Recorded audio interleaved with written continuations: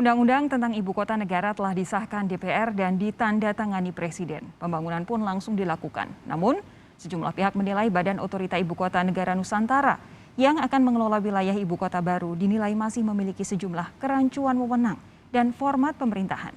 Benarkah hal ini? Kita akan bahas bersama tenaga ahli utama Kantor Staf Presiden Wandi Tuturoong, serta Direktur Eksekutif Komite Pemantauan Pelaksanaan Otonomi Daerah KPPOD Arman Suparman. Selamat malam, Bung Wandi. Selamat malam, Bung Arman. Selamat malam, Mbak Sofi. Saya ke Bung Wandi terlebih dahulu. Begini, dalam tataran nasional, Pak Presiden ini menikmati koalisi yang sangat besar. Banyak sekali partai politik yang masuk ke dalam koalisi Pak Presiden, sehingga kritik itu jadi minim karena yang oposisi itu kecil. Ini juga lah yang salah satu yang membuat proyek IKN ini kemudian mulus. DPR juga langsung memberikan restu begitu. Nah, kalau kemudian di level nasional ini oposisi memang sedikit begitu, koalisi besar. Lalu dalam proyek IKN ini jangan-jangan mau dibikin serupa sehingga tidak ada counterpart untuk checks and balances karena di situ tidak ada DPRD, Bung Wandi. Oh, sekarang. Baik. Ya, saya kira kalau kekhawatiran, ya saya sulit menanggapi karena dimulainya dengan kata jangan-jangan. Begini, kalau dalam sistem presidensial multipartai kan sebetulnya biasanya sulit justru mendapatkan persetujuan dari DPR karena partai yang banyak. Tetapi dengan adanya momentum politik sekarang yang memungkinkan Pak Jokowi berkomunikasi dengan baik dengan DPR, sebetulnya kan dalam perspektif yang lain kita bisa melihat bahwa ini juga adalah efektivitas dalam pelaksanaan pembangunan.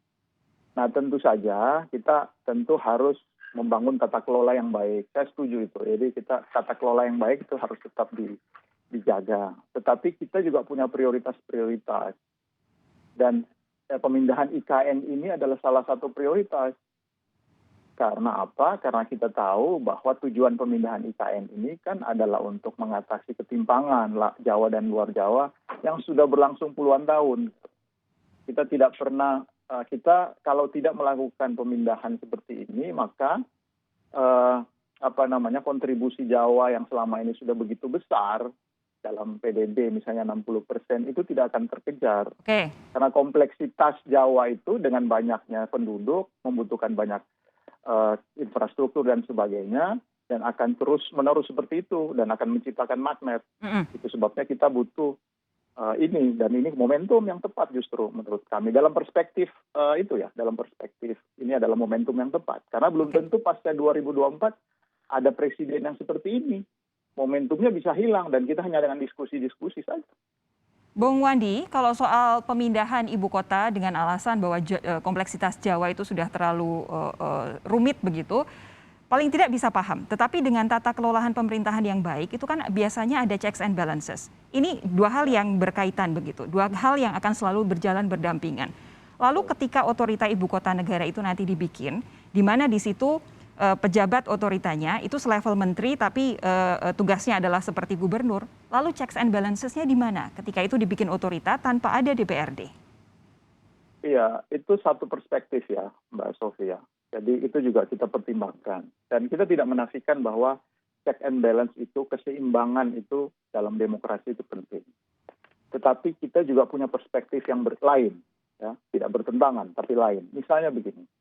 Untuk mengelola sebuah kota dengan kompleksitas yang tinggi, itu kan kita juga belajar dari Bappenas itu semenjak zamannya Pak Bambang Brojo, bahkan sebelumnya, studi-studi sudah dilakukan bahwa untuk mengelola kota yang kompleks itu butuh konsep city manager.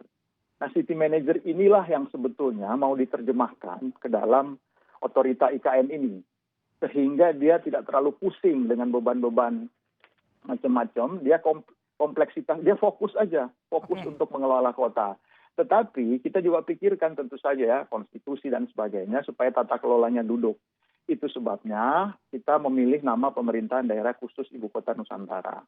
Dan jangan lupa bahwa DPR juga sebetulnya ada debat yang cukup serius di DPR ini sehingga mereka memasukkan bahwa ini pengawasannya harus dilakukan di DPR. Dan itu masukan yang baik, meskipun itu dalam rancangan undang-undang itu tidak ada. Jadi secara substantif hal itu kita mempertemukan, karena ada kebutuhan perkembangan kota, kebutuhan masa depan, nah, tetapi juga kita tahu ada kebutuhan tata kelola. Nah, bagaimana mempertemukan ini multi perspektif ini, intinya adalah multi perspektif. Itulah yang dihasilkan dalam. Sebentar, saya mau konfirmasi dulu. Tadi DPR mengusulkan bahwa checks and balances dilakukan oleh DPR secara langsung, DPR pusat, karena nanti juga akan pindah ke sana, tetapi belum ada di undang-undang yang hari ini ditandatangani Pak Presiden ya?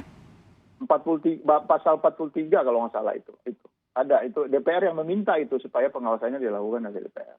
Oke, saya pindah ke Bung Arman kalau gitu. Bung Arman, tanggapan Anda? Ya, saya mulai dari pernyataan dari Pak Wandi ya soal momentum yang tepat gitu ya untuk kita memindahkan ibu kota gitu.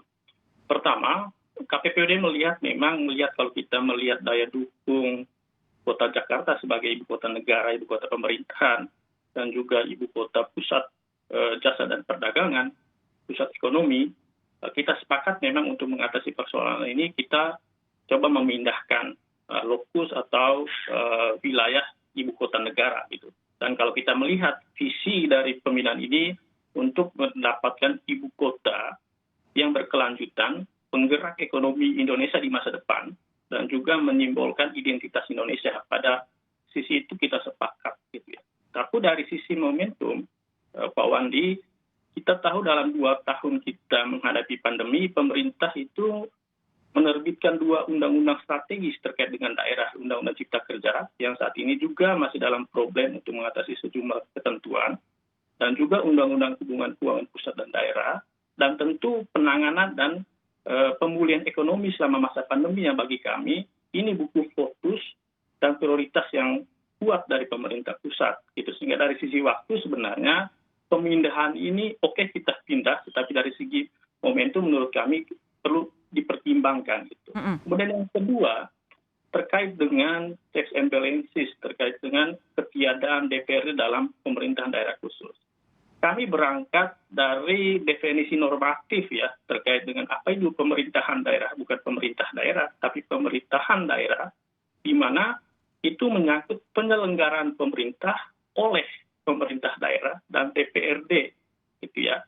Kalaupun Pemdasus Otorita IKN ini mendasarkan atau menjustifikasi keberadaannya pada pasal 18B Undang-Undang Dasar terkait dengan di mana negara mengakui dan menghormati satuan pemerintahan khusus, tetapi kalau kita melihat di batasan Undang-Undang Pemda, tetap ada Pemda dan DPRD-nya, dan itu kita bisa lihat di beberapa daerah, DIY Yogyakarta, Otsus Papua, DKI Jakarta, di daerah istimewa Aceh gitu ya, punya DPRD dan juga pemerintah daerah.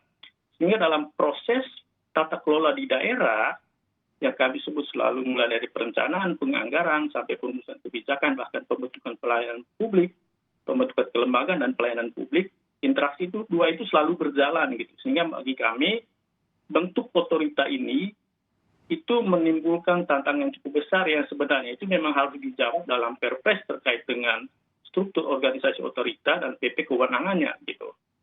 Kemudian yang kedua, kalau kita melihat ruang kita melimpahkan atau menyerahkan urusan kepada pemerintahan daerah, jadi ada desentralisasi administrasi, fiskal, kemudian yang terkait dengan ekonomi bahkan politik, kita melihat di sini ada tantangan yang besar ke depan. Bagaimana pembinaan pengawasan dari pemerintah pusat terhadap Pemdasus IKN ini, yang itu selevel kementerian, tetapi diberi karakter pemerintahan daerah, gitu ya. Yang bagi kami itu menimbulkan tanda tanya besar ke depan. Dan ini menjadi PR besar untuk para penyusun Perpres dan juga PP gitu ya. Karena tinggal waktunya itu kepala otorita 2 bulan setelah pengesahan, tentu PP dan Perpres ini harus selesai sebelum itu. Gitu.